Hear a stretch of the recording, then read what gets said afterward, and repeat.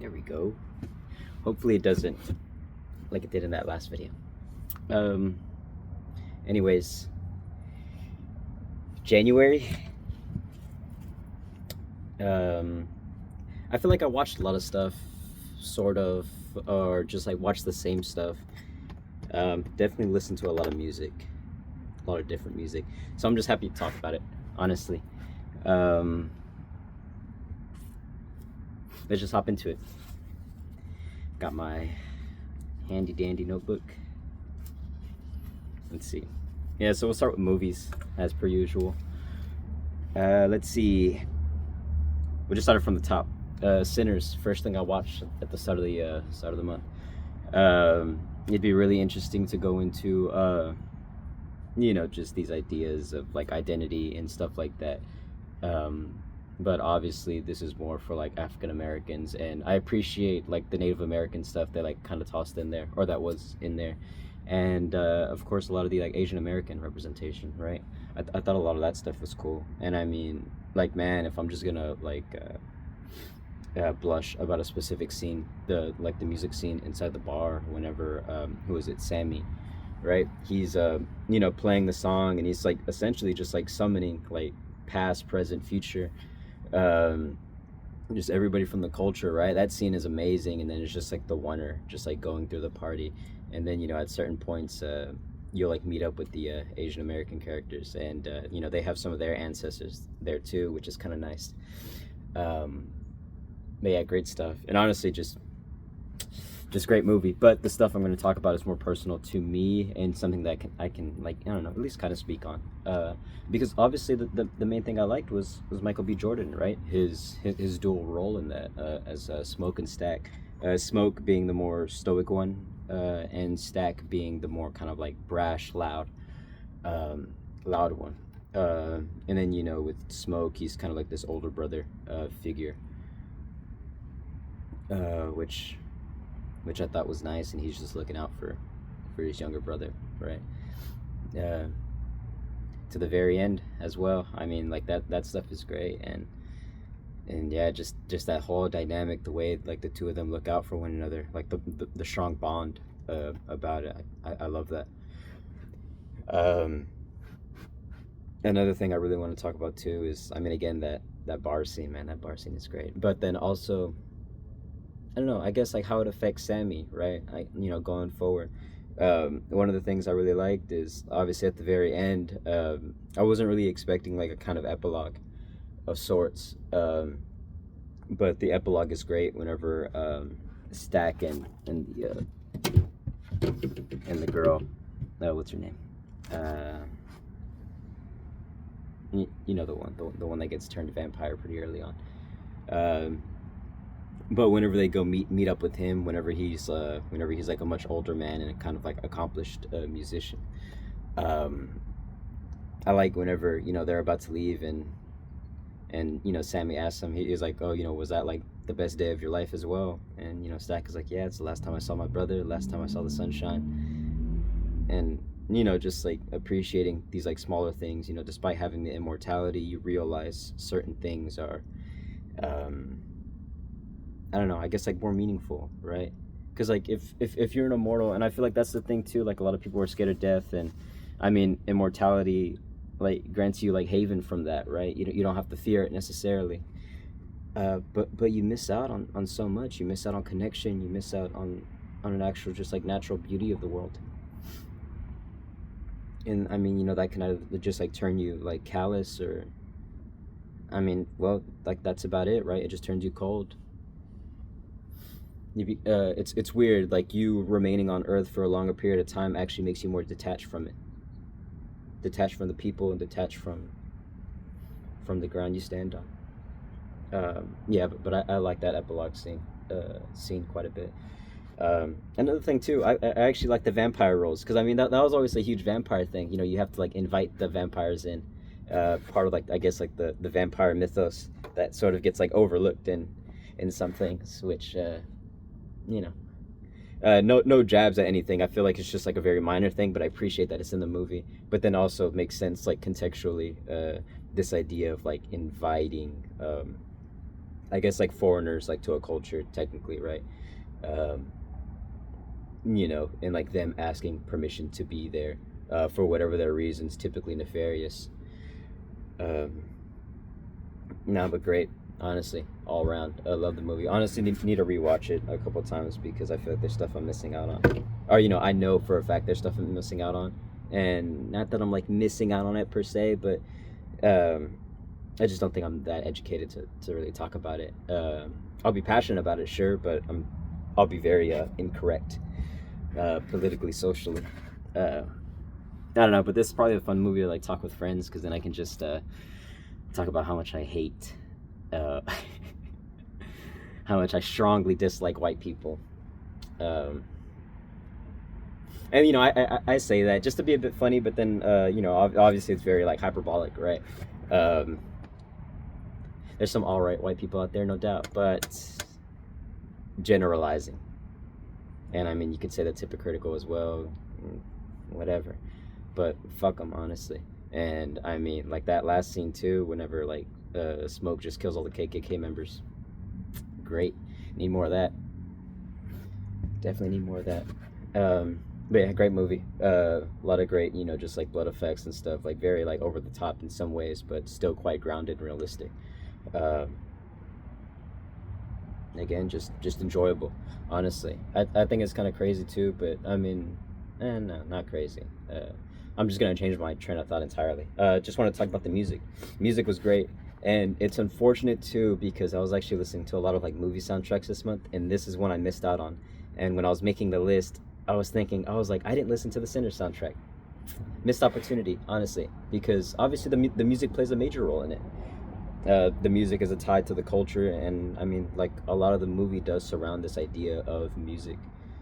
Um, Again, don't want to get into the more like I guess like political or like identity nature of anything, just because I feel like I'll say the wrong thing or come off as wrong. But um, really appreciated a lot of the music, and I need to listen to the soundtrack. So I mean, like come end of February, start of March, I'll probably talk about the Sinner soundtrack and how much I listened to it, and probably talk a bit more about a rewatch. But great movie, honestly, really enjoyable. Where the Wild Things Are, Spike Jonze adaptation of the book Where the Wild Things Are. Just interesting, surreal, like you know, fever dreamish, quite profound in some parts as well. You know, this mirror from like Max to the monsters and like how he like can relate to them in some ways, but then how in some sense he becomes this kind of like mothering figure to them, um, in a way that he didn't like fully appreciate from his own mother, I guess. I mean, again, just kind of watch it because I feel like this is one where people like kind of watched it, but they don't remember shit about it, and then they watch it and like, oh man, like all this happened, because that's what I was thinking when I was watching it. I'm like, man, I completely don't remember this. I remember watching it when it came out, of course, and that's why I kind of felt like a fever dream. You know, things just kind of happen. Uh, but man, it's such a good looking movie as well. It's simple, of course, because they're just like out in the woods hanging out. But there's some parts that are really intriguing. One of the things I really like is whenever Max and the main monster, blanking on his name, or you know their name, but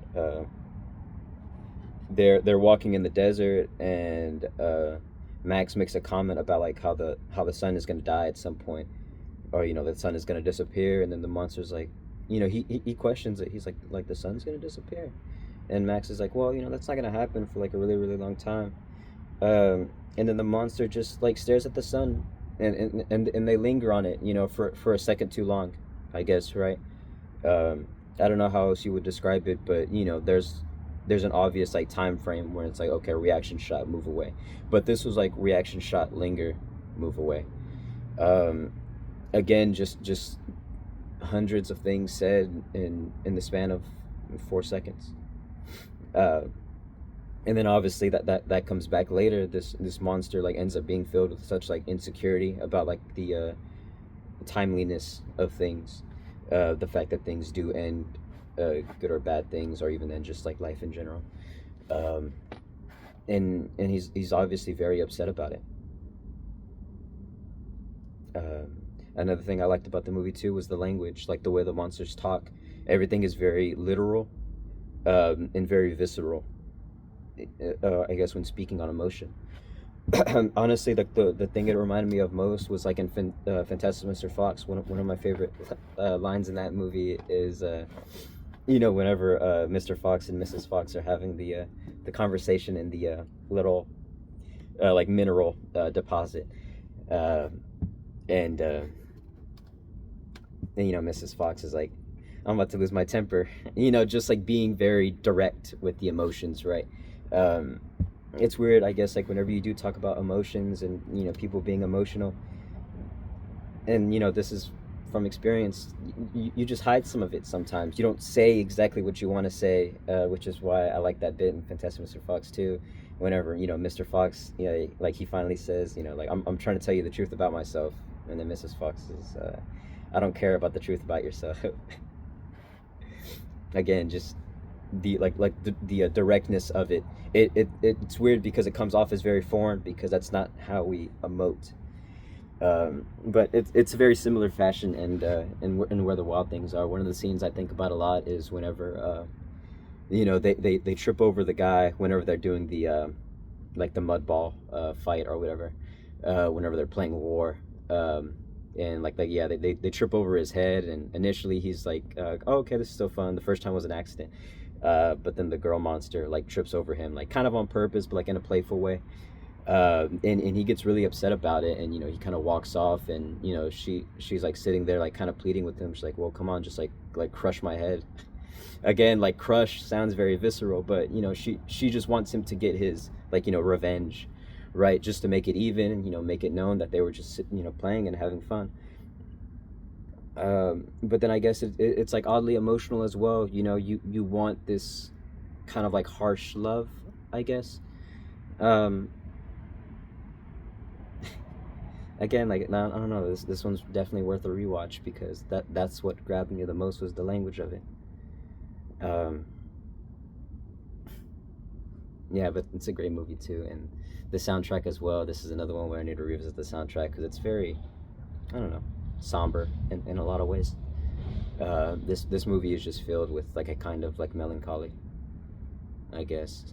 um, and then the ending scene too is just simple. Max comes home, and his mother greets him and gives him a plate of food, and that's kind of all you need sometimes. Watch Friday. Well, rewatched it rather. Like this is a movie that I've probably seen like a handful of times, but honestly, probably one of the perfect movies out there. Uh, insanely funny, insanely quotable, has moments of just like pure realism, or just like real life lesson type shit. Uh, Shout out to John Witherspoon, rest in peace. But he has a couple amazing scenes where he's like talking with Ice Cube, you know, just like relating it back to his young age and like the way people act now. And I mean, it's still relevant, still relevant. You know what I mean? Like people just like scared to get their ass beat, and everybody wants to pick up a gun, seem tough, right? And I guess just it's like a statement on like non-violence, but like I guess like non-lethal violence, right? Because like if you gotta fight, you gotta fight. I mean, there's no doubt in that. And it complete tangent because this kind of goes into something I was thinking about a lot this month specifically. But it'd be nice to just be peaceful and just like live in peace. But there's too much out there pushing and pushing lethally. What else are you gonna do, right? Yeah, but that's like one of the kind of like monologues that sticks with me as well. And then of course, he's like, well, just put your fists up. You gotta fight. You gotta fight. Like fight with your hands. Fight like a man. And just be a man. Great stuff. But then obviously Chris Tucker, very funny throughout the movie. He's always got to do his Michael Jackson thing, man. And I mean, like no shade towards that because I find it funny, but it's just humorous that's like a consistency with him. But I mean, again, shout out because he probably does it the best, or one of the best, right? Yeah, but man, great movie. And again, just just I guess like working with what you got. Like I don't know too much about the like background of this movie or like the making of, but I think it'd be really interesting to kind of dive into that. But it's just super simple. Like very few sets. You have like just like Craig's house. Is like front porch where they basically spend the whole movie just observing like the goings on within the neighborhood. Just like a really good framework for like a movie, like especially like a low budget movie. Again, like don't know if the budget was like necessarily high for this, but it feels like somebody just had an idea and they went with it and just struck gold. Uh, and I mean, like thank them for it because it's such like a good insight onto this like way of life that a lot of people probably aren't even familiar with. I know I definitely wasn't necessarily familiar with. I mean, definitely known some shady characters here and there, but it's whatever. And I mean, this movie has like a lot of characters. Definitely, you got the homeless guy, you got D-Bone and just the whole cast really. But great movie, perfect movie, honestly. Dragon Fist, Jackie Chan, kung fu movie. This one was pretty good. Definitely more serious compared to a lot of his other stuff, but the way it starts off is like immediately like just like trying to grab you. It's like a complete prologue, uh, in like an actual sense. You know, like a rival master goes up and he kills Jackie Chan's master out of a kind of spite and revenge because that master used to be with his like current wife or whatever, and then the wife kills himself because at a time like her and the other master were in love. So kind of like this commentary that like going out for revenge or vengeance or anything like that, I guess like killing for a selfish reason comes with consequences. And like the rival master kind of learns that really early on, and he does pay he does like pay his own price for it, you know what I mean, like he realized what he did was wrong, and he pays for it in his own way. Which was really interesting because like obviously like Jackie Chan like ends up being fueled by revenge. He's like, well, now I gotta go avenge my master, or I gotta go get like revenge for him. uh, and so Jackie Chan finally gets there and he realized like the dude cut his leg off as like penance for what he did.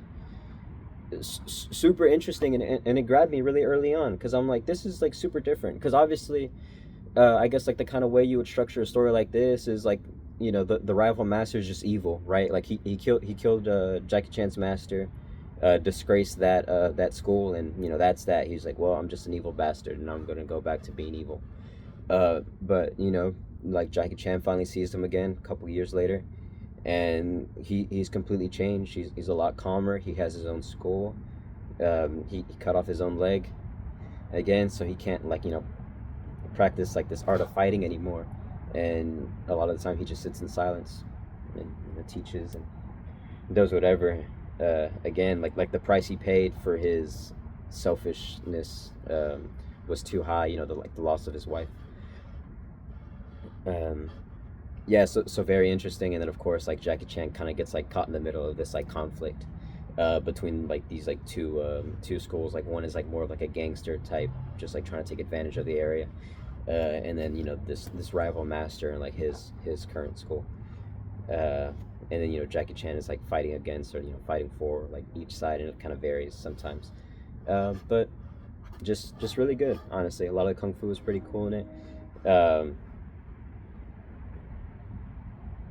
I think I like the ending as well because I mean, again, like Jackie Chan's intentions were malicious by nature, right? Wanting revenge is bad, and you should be punished for it, and he is punished for it. I mean, like by the end of it, he loses his mistress, the wife of of Jackie Chan's master. But yeah, she sort of kills herself in order to like buy like some time for Jackie Chan to get the daughter out of there and stuff like that, and for them to kind of have like an upper hand and like fight without holding back. You know what I mean? So like at the end of it too, like Jackie Chan pays a price, and it's not the price that he was like initially going out to look for. It was something completely different and more personal to him, I feel like, because like in a sense it's sort of like he failed the master a second time. Just, I don't know, something to think about. But another thing I like too, or something that I wish was kind of expanded upon, is like Jackie Chan like will talk about peace here and there, like I don't know, just like not wanting to push things further than where they need to go. Uh, but again, with like having to fight back sometimes, because like by the end of it, whenever they take the mistress hostage and the daughter hostage, Jackie Chan finally realizes that he was being played the whole time, and his outburst is one of anger, and he really like lets a couple of the guys have it. Um, Pretty sure he killed them because they did show blood, and I mean typically when they show blood in like a kung fu movie, it means somebody dies. And then it's like that red, like very vibrant red color. Yeah, so he kills somebody off of that. But I wish there was something a bit more about that, because just like this commentary on peace and obviously the direct contrast. And now that he's finally pushed to the very edge, he's like willing to kill for what he believes in, which I don't know, I thought was interesting. And that whole last fight scene is really great too, honestly. The rival master finally like starts fighting, and he's just like hopping around on one leg and like still kicking and stuff. It's pretty cool. Um, yeah, so I watched that, and that was relatively great. I liked it a lot, and I also like how it just ends. It ends, and it ends on a very sad note. Yeah, because after all the fighting is done, the mistress is still dead, and they just sit there and mourn the mistress. The end falls on screen, and the credits roll. That's that. I like how there's no, I guess, just like bow wrapping, right? There's no like, well, like now we gotta go bury the mistress, and maybe me and the rival master can have a conversation about how bad revenge is. Nope, you just live with the consequences. Which I thought was like sort of mature for a kung fu movie. Um, yeah, I also watched Wing Chun with Michelle Yeoh, and it was a surprise to see Donnie Yen in this. Honestly, pleasant surprise. But no, great movie overall. A lot of kung fu in this, I think, is kind of nice, because obviously you have like the two different things. Typically with these kung fu movies, you have like more like kind of grounded stuff, and then because I think Dragon Fist is like fairly grounded for the most part, just like simple fights, whatever. And then you have this more like elevated kung fu, where like a lot of the motions and movements are like super dramatic. Um, I'm no kung fu expert, so my like maybe they do just like jump really high and stuff like that. No, I'm joking. It's obviously sort of like played up a bit for just like comedic value, or um, what's another word? I don't know, like, but there's an intent behind it being kind of exaggerated. Uh, like the movements are like very fast, so they sort of like jump and twirl and stuff like that. There's almost like a mystical element to the movements, and like the power that comes from kung fu for them. But yeah, Michelle Yeoh is great in this. The only complaint I really have about this movie is the dub kind of sucks, and I think that was the only way that I was watching it, was just with the dub, and the dub is not great. The dub is actually terrible. And then also, I don't know, just like because like it is kind of like a commentary, like in ways, about like the like power of women, because a lot of the time too, I mean, like you have well, I'm just going to talk about Michelle Yeoh's character specifically, but she sort of like disguises herself like as a man, because like she spent all this time learning kung fu and stuff. I don't know, like just as a way to be more independent, mainly. But obviously that isn't really seen as a very attractive trait in that culture, right? People from, I guess, like China just like want women to be sort of like submissive and like subservient to men. Is that the right word? Subservient. They want them to be servants of men. Um, just like take care of the house, cook, clean, all that. And I mean, Michelle Yeoh, like she runs that tofu place, but she kind of does it on her own terms. She keeps like practicing her kung fu, and I mean, it's kind of crazy too, because like everybody kind of knows her as like the strong person like in the town. It's like, oh well, like if we need someone to defend us, we just call Wing Chun. Um, so she's kind of built this persona around just being strong and independent.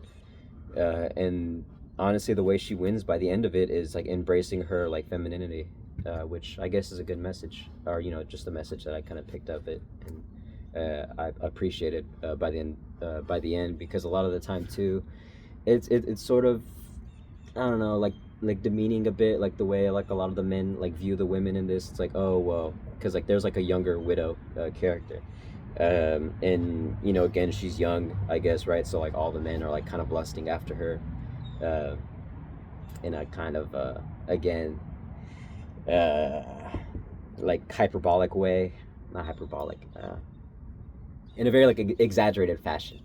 Because I mean, like Michelle Yeoh is like way prettier than her, but that's besides the point. Uh, yeah, and then Donnie Yen shows up, and he's a pretty funny character because he used to know Wing Chun's character whenever they were kids. Like they were kids together, but then he goes off. But then he comes back to find her and like try to marry her. And then of course it's like a mistaken identity thing, which again kind of stupid because Michelle Yeoh is way prettier than the widow. Just my opinion, but and then like Donnie Yen like can't like differentiate them because Wing Chun's like disguising herself as a man, and all this, which suspensions of disbelief, right? You have to suspend a little bit of your ideas of how the world works, I guess, just to enjoy the movie. And I mean, I still enjoyed it because again, the kung fu is very fun. Um, Very nice to see a younger Michelle Yeoh and a younger Donnie Yen. And then it's really funny too because like Donnie Yen finally has his moment where he realizes Wing Chun is who she is. And he's like so like overcome with like joy of like finding her again that he starts like bleeding from the mouth. Passionate guy, I guess.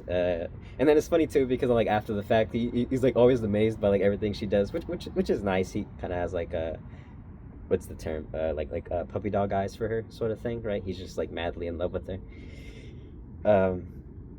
But no, still enjoyable. Honestly, if I ever watch it again, just try to find a I don't know, because like typically the language is like Cantonese, right? For like Chinese movies, typically. I don't know. I'm probably completely wrong on that.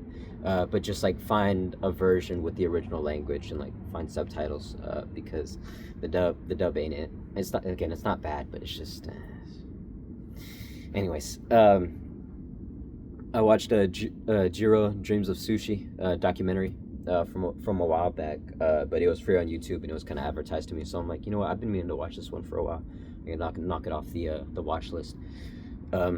Amazing documentary. I guess the main things to really talk about is just like purpose, right?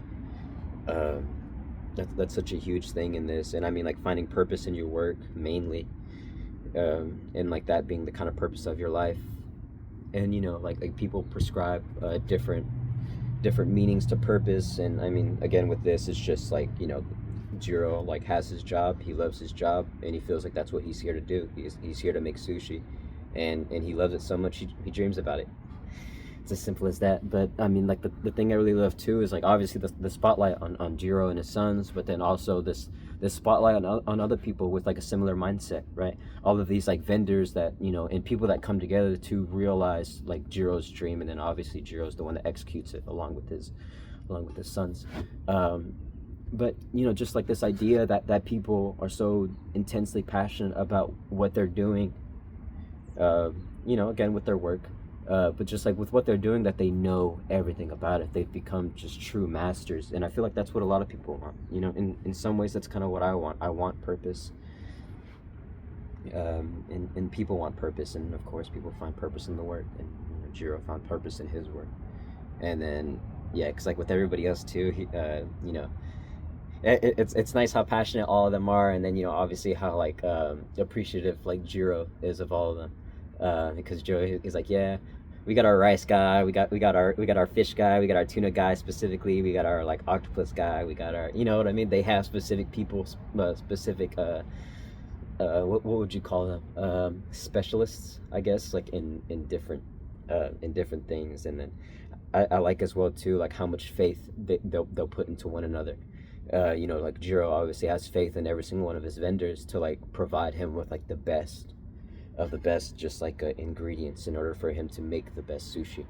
And then with all the vendors, they're like, you know what, I don't sell to nobody. The only person I sell to is Jiro, because I know he knows how to use and appreciate the ingredients that I'm giving him. And then again, like they're so passionate about their specific field that they want the best out of that. I mean, again, because like there's some smaller stuff too that I liked about it as well, like with the son like talking about like a kind of like profiteering off the ingredients, or like people trying to make profit now that sushi is a bit more of like a commercial thing. But then again, like how grateful he is to like the vendors, because I mean they could just sell to anybody, but they sell to them because like they appreciate the craft of it all.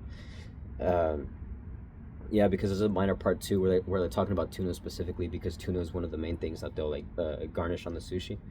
But you know, he talks about how like a lot of the tuna, like you know, like stock, like it's sort of plummeting because sushi is becoming so popular, and you know, the only thing people know about sushi is that, oh, you put tuna on it, so let's start just hunting all the tuna so we can sell more sushi, make more money.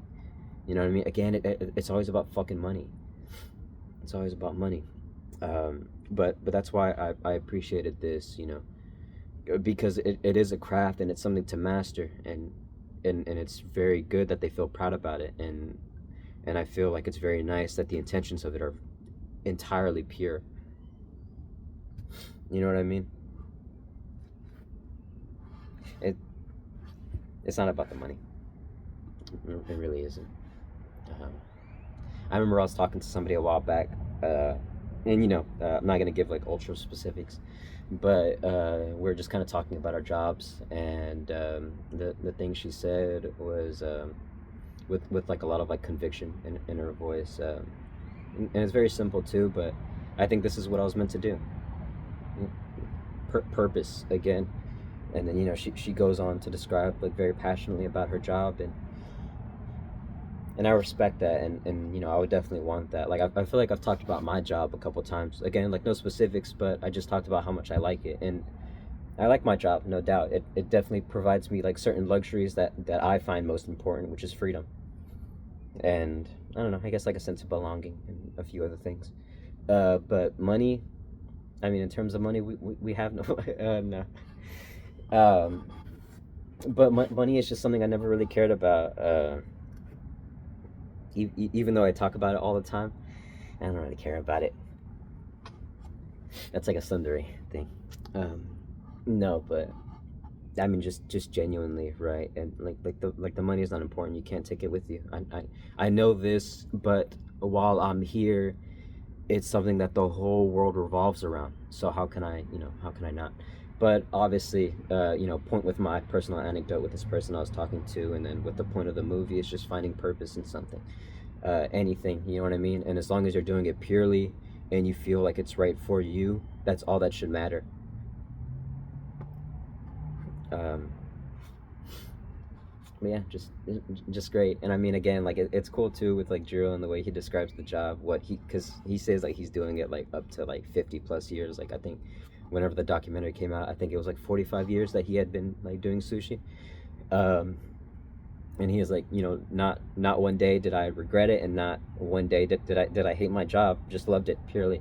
And you know, that could be a bit like a bit of an exaggeration. I don't know. I'm pretty sure there's like one day where it's like, I don't even know if I can get out of bed, sort of thing. But you know, like to say it with so much conviction makes me believe it to be so. So I'll believe him. But man, that's a feat.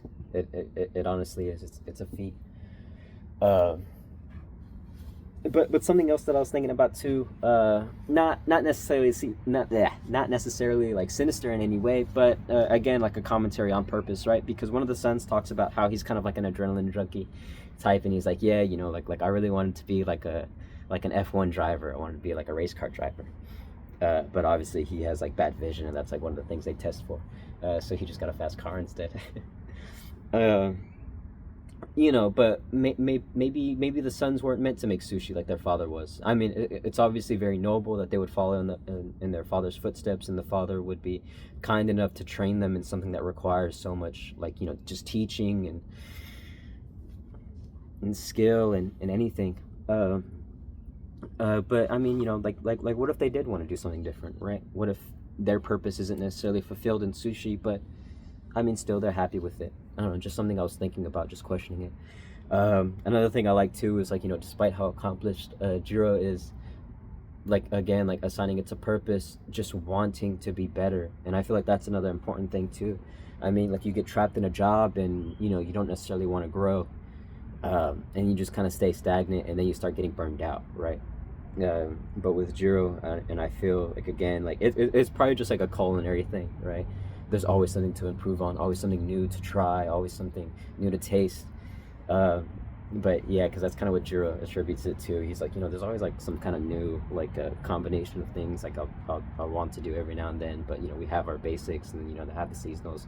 But then he talks about other chefs that he's worked with, and he's like, I wish I had this guy's like sense of taste, because he tastes everything a bit better than I do, and if I had that, maybe I could get even further beyond. Despite everybody around him telling Jiro that he's the absolute best at sushi, he feels like he can get better, and he wants to get better. There's never any kind of like limiter that he placed on himself. And then of course, very, very lovingly, there was never any like kind of limiter that he placed on his sons, which was very noble and kind. But great documentary. Um, I also watched rewatched Shin Kamen Rider. Fucking great, but that's because like the only TV show I was really watching this month was Kamen Rider, the original series. So with like Hongo as the first writer, Hayato as the second writer, because that's where I'm at right now. I'm like a little past where like Hayato's been introduced. I miss Hongo though at the moment. I know like I've had it spoiled for me, but I know that he comes back and they do the like double writer arc, because it kind of happens in the movie as well, Shin Kamen Rider, because Shin Kamen Rider takes pieces from the original series and just like ideas from like here and there. But obviously like Shin Kamen Rider is like a nth degree like version of Kamen Rider. It's like super exaggerated. But again, just like Evangelion guy, right? And like you also think like Shin Godzilla as well, how like exaggerated Godzilla is in there. But again, like I feel like he just understands like an emotional core to a lot of things, like a weird humanity to bizarre concepts. You'll think Evangelion and this idea of like depression, or with Shin Godzilla, this like isolation of like a monster, and like how he was sort of like a tortured creature essentially. And then with Shin Kamen Rider, this idea of hope and kindness, and using that for the benefit of people. There's a handful of monologues within Shin Kamen Rider towards the end that are very good. Obviously, with Ruriko's video message to Hongo is very kind. And then whenever Hongo like talks about his dad at any point in the movie, just like slowly leaking this information, the dad died as a police officer. He died trying to defend people, and he didn't die with violence in his heart necessarily. He died wanting to protect people, and it's very noble, obviously. Because like the story that gets revealed by the end of it is Hongo's dad was trying to defuse a hostage situation, so he sort of lowers his weapon to make the I don't know, what would you call him? I guess the criminal. Like to make the criminal like calm down and lower his arms, but then the dad gets hurt because of it. He gets stabbed, I believe. But like Hongo rushes over to go help the dad, and the only thing the dad cares about is the hostage and the criminal. Like, are they safe? Like, was what I did the right thing to do, right? And then obviously like the intense guilt that Hongo feels, because he felt like if he was stronger in that moment, he could have saved his dad. But I feel like at that moment it was more malicious, his idea of strength, right? If I had a kind of physical strength, I could have punished the criminal before he hurt anybody, sort of thing. But then obviously when he gets the powers of Kamen Rider, I mean, like by nature he is an intensely kind person.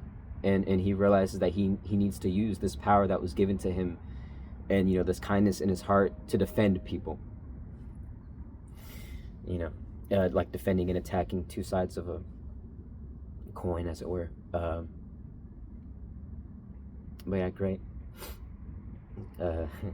Great bit. And then obviously just like some of the humor, because it's very campy, like Kamen Rider as a whole, right? For people who don't know it, just think like Power Rangers. It's just like people in a field like fighting, pretty much. Yeah, but with Shin Kamen Rider, like there's some bits in it that are like really, really funny as well, and then bits of it that are like really human. One of the specific bits that I want to talk about that's kind of funny is whenever he's talking to the FBI agent and the boss, Tachibana and Taki. They because it's like after his like incident or like run-in with Hayato, before Hayato like switches sides. But yeah, so they're having a conversation on the beach, and they're like, "Oh, well, Hongo, are you okay now? Cause your leg got broken earlier." And then Hongo like does a backflip. It's funny too. It's like a really wide shot, so you're like super far away from them. So he's like, "Yeah, I'm okay." Does a backflip. He's like, "Yeah, everything's good." Funny, really funny. And then obviously whenever like Hongo and Hayato like team up, and he's like, "Oh, we're both Kamen Rider then." That makes us the double riders. just like really funny stuff, like on the nose stuff like that. Um, and then of course, I guess like another moment of humanity is with Wasbog, because I was like one of like Ruruko's friends whenever she was like part of the part of Shocker. Um, and again, like the kindness that Hongo shows to Wasbog, because he knows Wasbog means something to Ruruko, so he's not gonna outright kill her. And they have their like moment, like heart to heart.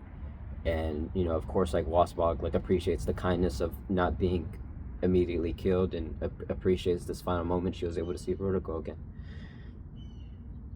And then of course the monologue between the message that Ruruko leaves for her brother, Butterfly Og, just talking about the upbringing and how they kind of had each other at the very least, despite feeling neglected in some ways by the father. Though the father showed a bit more favor towards the son, and Ruruko like felt left out, she finally found her kind of belonging with Hongo in some ways, and of course like the belonging with her brother. Like the humanity is what ties you. Like the relationships to people, I guess, is what ties you to humanity in some ways. But this is also one where like I feel like I can rewatch it a couple times, just because like the way Japanese people write stuff, it's like super, or maybe it just comes with the translation, or it might actually just be the way they talk, but it always comes off as very poetic. You got to kind of like pick at it for a little while to like find a meaning to it. I don't know. It's always something that's confused me, but it's always something that really interested me with like a lot of Japanese stuff that I like specifically. Oh yeah, but the Kamen Rider show, very fun, very funny, camp as hell. I like whenever it plays on more of these serious notes of like Hongo feeling like he's been stripped away of his humanity by undergoing this cyborg transformation, and then of course like he uses his powers for good, but he is still like a powerful cyborg. So these like smaller moments of humanity or like kindness, I guess, where he's like trying to comfort somebody, but he's just like a little too rough, and they'll make a point of like picking it out. They'll be like, "Oh, like you're hurting me." And they also do it in the movie too, because there's one moment where like Hongo is trying to get answers from Ruruko, and he like grabs her, and she just kind of winces. It's weird in the show. Kamen Rider Ruruko is a bit more like lighthearted and joyous, and in Shin Kamen Rider, she kind of acts like Ayanami Rei from Evangelion. Just a bit more like cold-hearted, calculating. It's been a while since I've seen Evangelion, so it's probably time for a rewatch. But yeah, in the show, it's quite nice the dynamic they have initially, because Ruruko thinks that Hongo killed her dad, so she kind of has like a vendetta against Hongo initially, but then that gets cleared up. But then she like really likes Kamen Rider, because Kamen Rider is out there fighting Shocker on behalf of everybody, on behalf of humanity. And I don't think it ever necessarily gets revealed that she knows Hongo is Kamen Rider, but whenever they do the break and switch over to Hayato as the second rider, they say that Hongo and Ruruko leave together, so maybe she knows at that point. But for the longest time, like Hongo really does try to like keep it a secret that he's Kamen Rider, or keep it a secret from Ruruko, at least, because the boss Tachibana knows that Hongo is Kamen Rider, because in the show Tachibana saves him, and the movie Ruruko saves him from Shocker, I mean. But yeah, like some of those early episodes I really like a lot as well of Kamen Rider, that TV show. Like there's a part specifically with the I'm pretty sure it's the bat episode, but whenever he's fighting the bat on the building, and he's like throwing combatants off the building, and there's just like blood.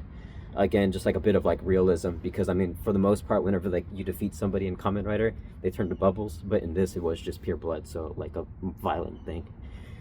uh, which again just mature, I guess, for a TV show back then, and a very campy one at that. Another thing that I really like as well is like again like how somber like certain bits are. Like I talked about Hongo, but the thing I really liked about him and his writer is that he has this like major conflict with being a cyborg now. He, I don't know, it's just something that sticks with him. You know, again, like when he's trying to comfort people, he's too rough, and he blames Shocker, of course, for like stripping that bit of humanity from him. You know, he's so different now that he can't even comfort people, and he feels detached about it in some way. And that's what was interesting about Hongo as well. Like especially at the end of episodes, like the episode closers, they'll have like a little monologue from the narrator, and it's like, you know, like Hongo continues his fight against Shocker alone. Which is a good contrast to Hayato, because with Hayato, one of the ending monologues is Hayato talking, and he feels inspired by the fact that he has people around him, you know, like friends and allies around him that can help him with his fight against Shocker, which is complete contrast to Shin Kamen Rider because it's sort of opposite. Hongo is the one who has the allies with Ruruko and you know, Tachibana and Taki, and he's obviously very appreciative of the help, and then of course the trust that what's his name, Midorikawa, placed in him to kind of like carry out this mission of defeating Shocker. And then Hayato is the is like the isolated one. You know what I mean? Like in reality, he kind of just wants to do what he wants to do, and I mean he has the powers now, so he was just kind of gonna go off and fight Shocker like on his own terms. But then of course he teams up with Hongo, and they become the Double Riders. But then it's good too whenever Hongo like sacrifices himself alongside Butterfly Og at the very end. Spoilers. The thing that Hayato says, he's like, you know, he just kind of shrugs and he's like, I'm all alone again. Just when I got so used to being part of a team, I'm all alone. And then of course, you know, he gets caught up by Tachibana and Taki, the boss and FBI agent. And they're like, you know, how about you just work with us? And he's like, well, all right, I guess I'll be part of a team, because Hongo was part of a team. And you know, he has that respect for Hongo now. And then, you know, the two of them ride off. Great. Fucking love Kamen Rider. It's weird because like obviously I was feeling very down, but this placed a strong sense of hope within me. So shout out to Kamen Rider. I actually also rewatched Everything Everywhere All at Once and had a good cry over it. So maybe that was nice too, combating this idea of like nihilism, pessimism, with hope and hope in people and positivity. Music. Listen to a shit ton of music. First thing I'll talk about is Black on Both Sides by Mos Def. Shout out to Got and shout out to Rock and Roll. This is kind of territory that JPEG Mafia kind of hits on a lot. I mean, I'll think of like Communist Slow Jams, again by JPEG Mafia, one of his like mixtapes or whatever. But he talks about this idea that, you know, like rock is like a stolen genre, you know, like white people stole it. And that's what Mos Def talks about a few times within the album, just like an appropriation of like African American culture by white people. And you know, like rock and roll being the example. And you know, he'll talk shit on like these like different like bigger like rock artists like Rolling Stones and whatnot, and how, you know, again like they exist off stolen valor, right? And then he goes on to like cite different like African American influences on the rock genre, like Jimi Hendrix.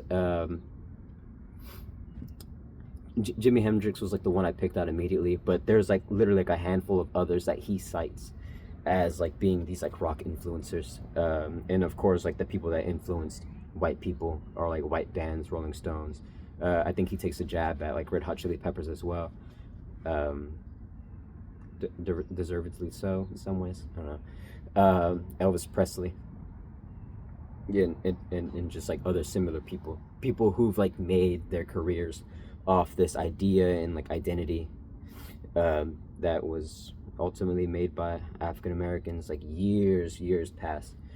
Because he also talks about like the like ancestral ties to or you know, like I guess like ancestral ties for rock and roll, I guess is the better way to say it. Again, kind of going back to Sinners, like music is such a huge part of culture, and a lot of white people don't make their own music, you know what I mean? like a lot of the music that people attribute to white people is well stolen. I mean, simple as that.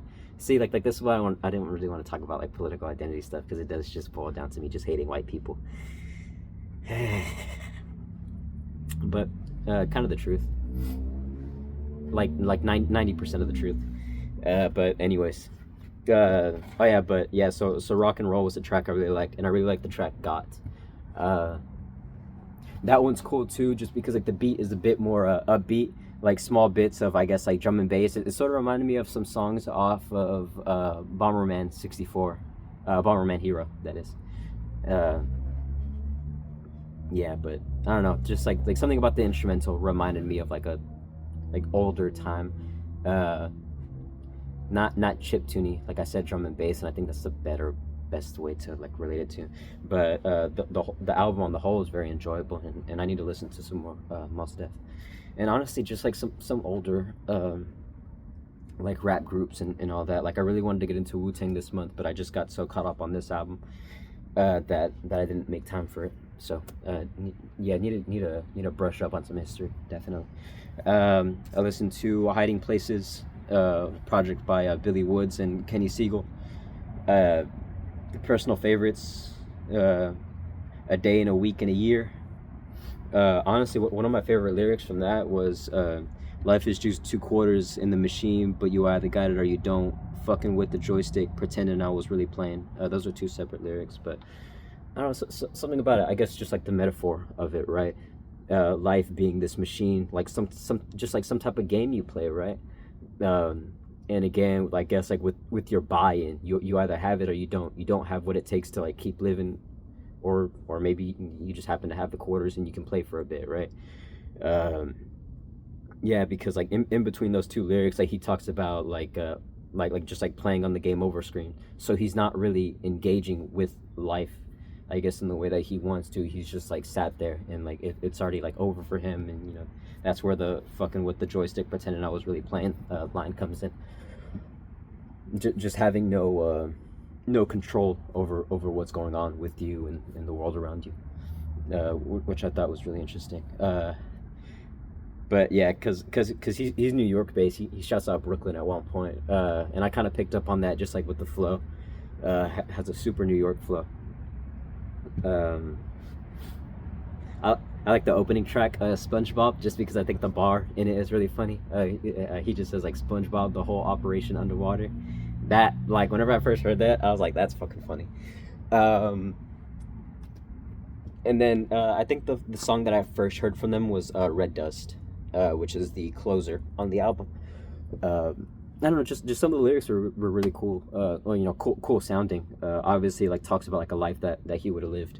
But one of the ones that stuck out with me is like, you know, like I broke bread with like killer and rapist. Like I have money with people you shouldn't leave with a child for 2 fucking seconds.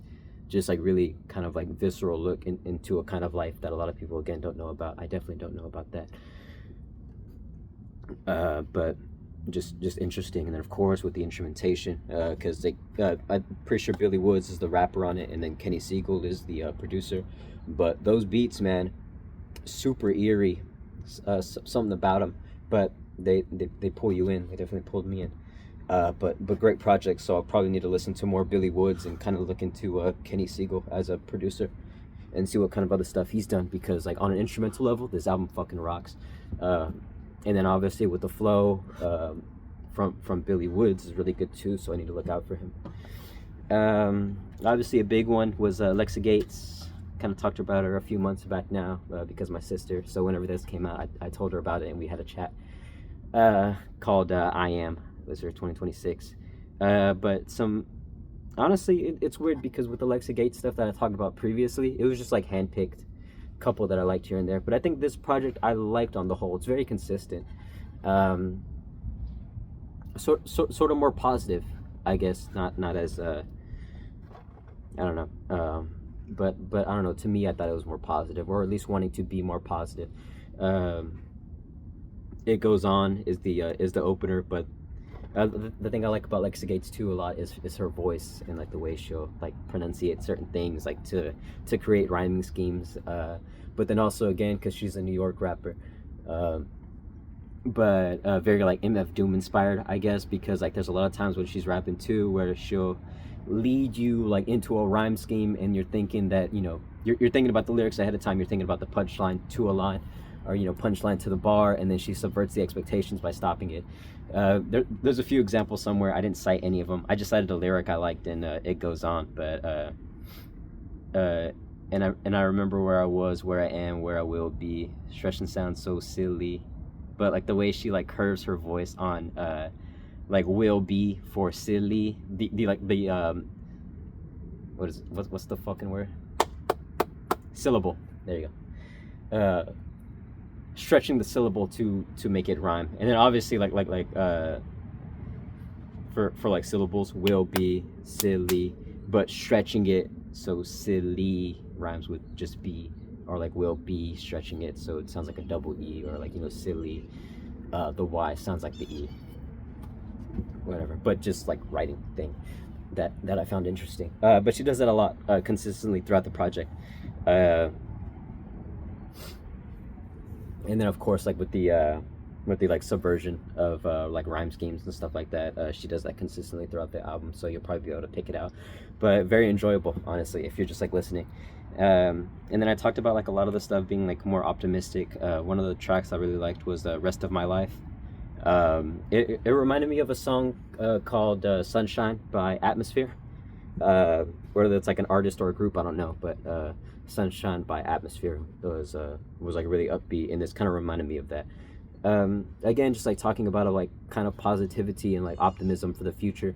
And even though there's like moments that kind of like drag you down a bit, you just got to keep going forward. I mean, like again with the opener, it goes on. Life keeps happening, and I mean you can sit there and feel sorry for yourself. And I mean, so yeah, this is just projection now. You can't you can't have the pity parties. I mean, like every now and then it's like you just got to get it out there, but you do got to keep going. I got to keep going. I got to do better, I guess.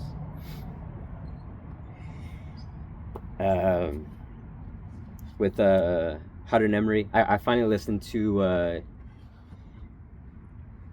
this is such a hard one to pronounce. Ecola or Ecolaptomenos. Ecolaptomenos by How to Memory, which is a project that came out last year, I'm pretty sure. But this is the one that she's been touring for in Japan. Enjoyable. Obviously it's very different because like I think I said that Insane is probably my favorite project from her, and I mean like I've been listening to her for a while, but Insane was one of the projects that came out whenever I was like a proper fan, so that's probably why it's a bit more special to me. But I like it for its consistency, and it's very short, of course, but super like more like rock focused than anything. This album, it's like super varied, like instrumentally, which is probably why my favorite track on it is Panopticon. Again, just like super different, because like some tracks will start off with this kind of more like orchestrated, kind of like a marching band sort of thing, like just like trumpets and stuff like that. And this one kind of has that vibe, but it's a bit more rock based. And then like towards the end, just like these different instruments that'll like come in and like play certain bits. Very, very interesting, and I enjoyed that track a lot. I feel like this is one that I gotta re-listen to a couple times as well, just because it's just so different, and I feel like I picked out a different thing every single time I listened to a track. But this is one that just kind of stuck with me because it was enjoyable, instrumentally. So shout out to How to Memory. So speaking on soundtracks, I listened to the Look Back soundtrack by Haruka Nakamura. My favorite track on that was Solitude. And I mean, like, just talking a little bit about Look Back. Love the movie, of course. I need to talk about it with my emotional media series thing, but I haven't gotten to the animation side. I was kind of taking a break on it, just wasn't feeling motivated. But I also want to like rewatch some of the stuff that I want to talk about in the future, just so I can be fresh on it and give a lot. But yeah, this movie I like a lot. This movie I like a lot. This movie I enjoy very much. This movie, I don't know why it sounds so weird to me. Whatever. But yeah, so I like this movie a lot. When I first watched it, and it kind of hit me. I'm not gonna talk about the movie specifically. I just need to go back to the music. But the music is what stuck with me. Was one of the things that stuck with me. And I mean, I said a while ago that I'm trying to get more into just listening to like instrumental stuff, and like this one was nice because it's mostly piano. Uh, and I listened to another project from Haruka Nakamura. And like that one's mostly piano too, but I'll talk about that here in a second. But with the Look Back soundtrack, a lot of it is piano based. Like some of it's like very like airy, but the track I liked the most was Solitude, because it does start with like a piano lead in, but it sort of like builds up into this like harmonizing like choir almost, and it's very beautiful. So I like that a lot. And then the other project I heard from them was Aomori. And then the track I liked the most was Words of Silence. A lot of the tracks on this album are very like arid, like I don't know, just spacious, I guess. Like if you're in an empty room and you were just like hearing the sounds coming from it, I guess. There's a bit of like piano sparsed in here and there, but this one I kind of like because it introduces an instrument towards the end of it that sounds like slightly electronic, but it's also just a bit like different from everything else that came before it, and then it sort of like persists throughout the album after the fact. Sorry.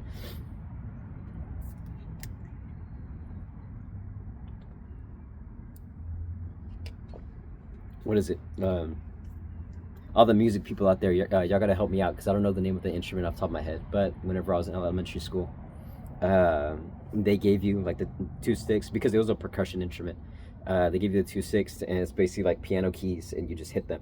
But this was one of the wooden ones. It wasn't like a glockenspiel. Like I know that one off the top of my head. Like it wasn't a glockenspiel or a xylophone. A xylophone is typically like metal, and so is a glockenspiel. Or is the glockenspiel the wooden one? No, the glockenspiel is the small one, metal. But it like the percussion that comes in certain tracks sounds like the wooden one, just like the do do do do do do. But it's very nice is the point. And of course just like divides it a bit because obviously the rest of it is just piano and like space noises. Another project I really liked was Animaru by May Simmons. I guess like a kind of newer artist, indie artist. Very like jazz influenced album. But it's weird because it's also a very like varied album. Like you'll think jazz is one thing, but this one kind of has like a lot of different stuff going for it. One of my favorite tracks is Tora Mayo, Tora Moyo, yeah. But it's like super fast paced, jazzed, still soft in its sound, but also like lyrically on it because she sort of switches back and forth from singing in Japanese and singing in English. But it has like a very bossa nova type of feel. Bossa nova is like the placeholder term I'm using for it. You can like kind of look it up and like see the direction I'm going for, but that's sort of what this like type of jazz like orientation sounded like to me. But yeah, I like this track a lot, very upbeat. And then I think it's a track following it, but it's called I Can Do What I Want. But that one is a bit more like rock oriented, like indie rock oriented. Still has like the jazz in it, no doubt, but it is like a bit more rockish. And then Donguri, which is sort of like a slower song. A lot of the lyrics in this one are Japanese. Sort of like a lullaby, but it was nice. But yeah, this is a project I liked a lot, so I'm probably gonna have to stick with it. Because I'm pretty sure, like May, like Simmons, like she's like the just like leader. But just like looking into the band as well would be important just to kind of see like what other stuff they've worked on. Would be good too. A couple shout outs. Omnitrix off the project No Hands by Joy Valance and Bray. Just kind of a goofy song. Came across it and I was like, yeah, that's pretty funny. They call me Ben 10 because I own 10 Bens. Come on now.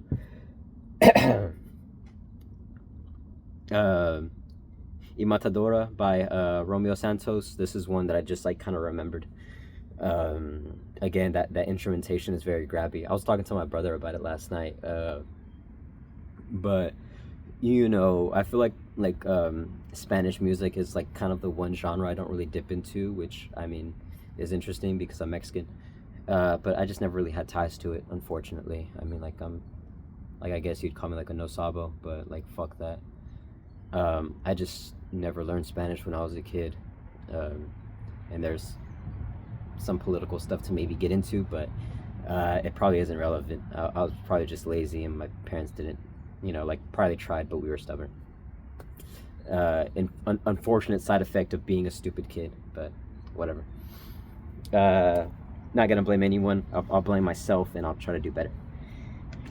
Anyways, so Mexican music isn't really something that I really got into, but I'm familiar with like the subgenres within it, right? I guess like what would you call it, like a reggaeton or bachata, because I think this falls into the bachata subgenre.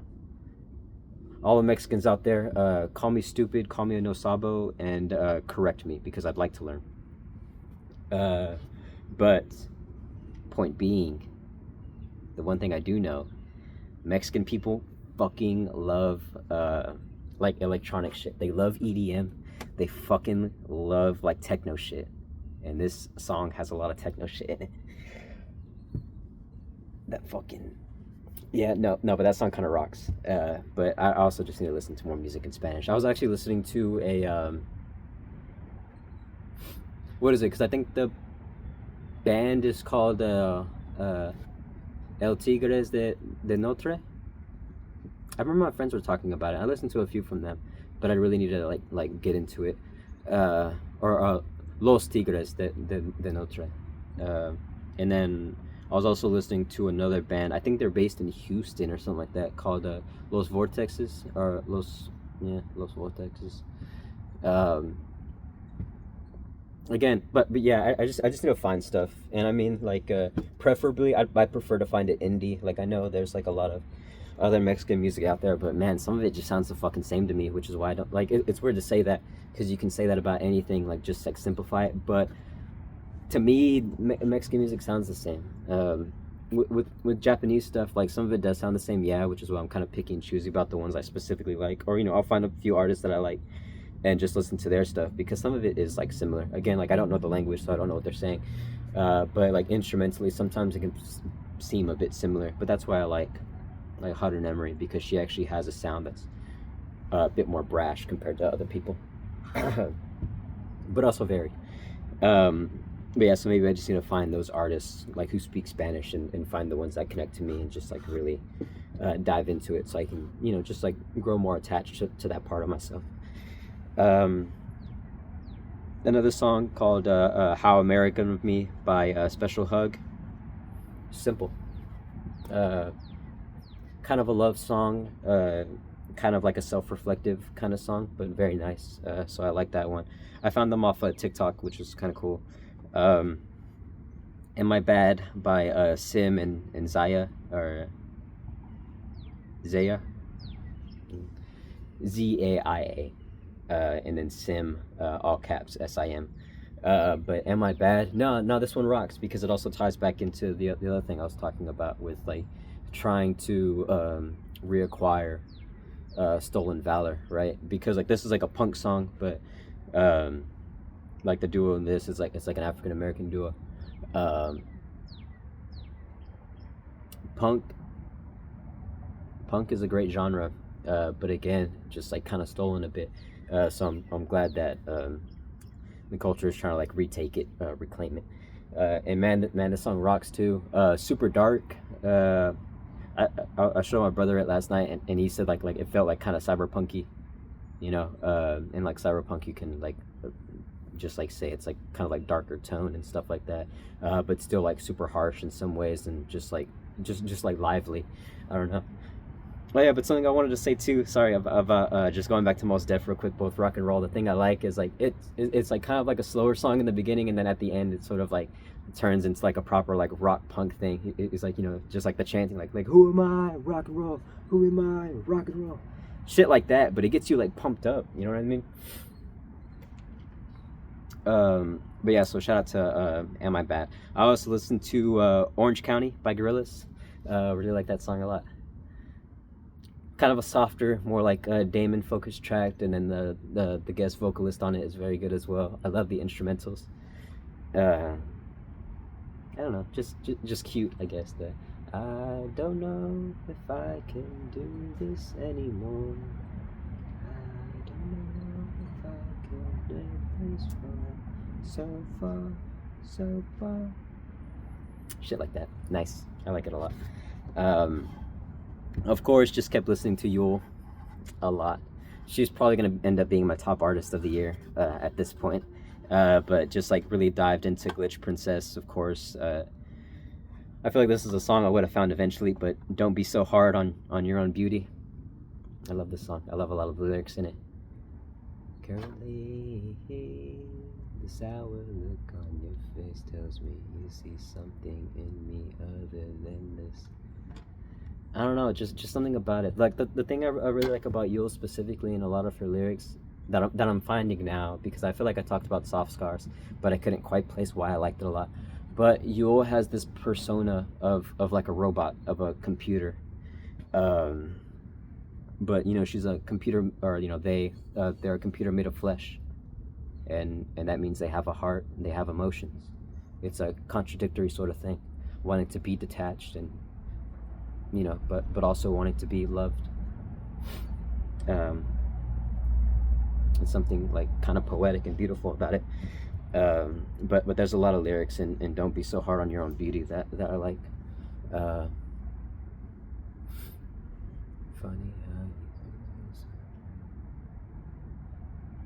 I don't know, just one of the ones that I really like as well, is, you know, you let me cry and wipe my eyes. Kind of nice. Just like being able to kind of like be vulnerable with somebody, and like knowing that somebody is like there for you is good. But other tracks on Glitch Princess that I liked was Too Dead Inside, I Love You, Friendly Machine. All those are really good. Just like that last half, I don't know, that last half is really good. I mean, it's a pretty consistent project, but that last half is especially really good. Oh yeah, but then of course, like, shout out to Anthems for a 17-year-old girl. For I Saw the TV Glow, like her Yule's song on I Saw the TV Glow, which is very good. I was listening to that a lot as well. But I think the thing I like most about Don't Be So Hard on Your Own Beauty is that it's like very sing-songy compared to a lot of other stuff. Which, you know, because obviously with Soft Scars, like, I attribute that one, it's like more of like a rock album, like kind of indie rock, alternative rock, with these like different things here and there. But it's mostly rock. With Don't Be So Hard on Your Own Beauty, it is just like kind of simple, sing-songy. Something like, I guess, like Daisies. No, not Daisies. Ghosts. Ghosts on Soft Scars. And then I was also listening to a bit more of Evangelic Girl is a Gun, and then the one that grabbed me was VV, double V. The lyric that I liked the most was I treat time like it's nothing because it's not real. You treat me like something, and I don't know how to feel. I feel like that lyric just kind of sums up a lot about you. I don't know. Probably sums up something about me, but time will tell. Yeah, so, but I guess that's about it for the month. Just another couple things to shout out. Shout out to, well, I actually listened to a bit of, well, I don't know, there was something I was listening to that kind of inspired me to go back to it. But one of the songs I talked about had like a bit of chiptune in it, and I was like, man, this is reminding me of something. So I went back to listen to the Scott Pilgrim soundtrack, specifically Another Winter. But I just like the like chiptune music sometimes. But on Another Winter, just like the loop, the do do do do do do do do do do,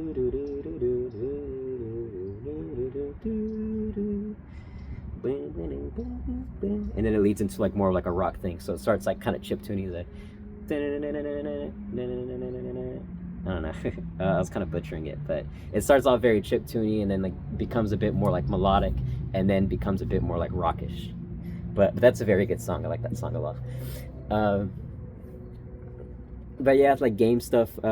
I got 100% on Shifu. Like I know I said I had it before, but that was like what the main story. But I did like all the arena challenges and got all the achievements for doing the arena stuff. and even like some of those side ones like getting golds and or like gold stamps on certain levels. But man, the fucking dragon challenges, like the second set of challenges, like the Arena 2 challenges, it was weird because like I felt like after completing the first set and getting like a lot of them like 3-star, I was like, man, I'm fucking good at this game. And then I did the dragon challenges and I low-key breezed them. But I got to the very last dragon challenge. Those 5 challenges are fucking tough. Because I think most of them are set to master difficulty, but the last one specifically, you have to like, it's basically like a boss rush. And you start at the youngest age, but you're fighting all the bosses, all of them on master difficulty. Who is it? The third one, Critico, kicked my ass. She's the one with the like the triple staff thing from 36 Chamber of Shaolin. And then like her second form is the kunai throwing. But I don't know why, but her first phase fucks me up every single time. I remember whenever I was doing it, I would just die there, like not die there, but I would get to like because like the first two are like kind of chumps, honestly. Fajar and the second one, the bow staff guy, like you can get their patterns down kind of easily. Like Fajar has like a really good mix up. So he kind of like mixed me up a couple times, and like maybe I die on him, but I would like never die on the second guy. And then but yeah, and then Kuriko would like get me to like age like 40 or something like that, and then I would like get fucked up on the patterns from the armless woman, the old woman, and then I would get fucking defeated in the last fight. And I literally got to the final boss like at my best age. Like I got to him when I was like 21, because I think I died against Kuriko, or like it was 23 because I died twice. But yeah, so I got to him at 23, and he got me all the way to fucking 75. I was pissed. First phase too. I was like, no fucking way, I lost that. Like, yeah, because I thought this is my run. I was like, this is my run. I'm finally gonna do it. And he fucked me up completely. I'm like, maybe I'm just bad at the game. I don't know. But instead of restarting, I stuck with it. So I beat his last phase at 75. Oh my god, he fucking tested me too, because I had fucking no health. And like he'll go in with like the fast barrage, where I think it's like 7 hits, and then they kind of like, they're paced very differently as well, so you can't just like spam deflect. You have to like properly kind of time it.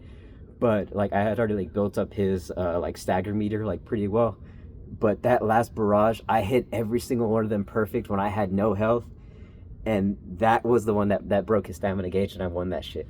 I was so fucking happy. But I'm not proud of myself quite yet, because I feel like I can perfect it.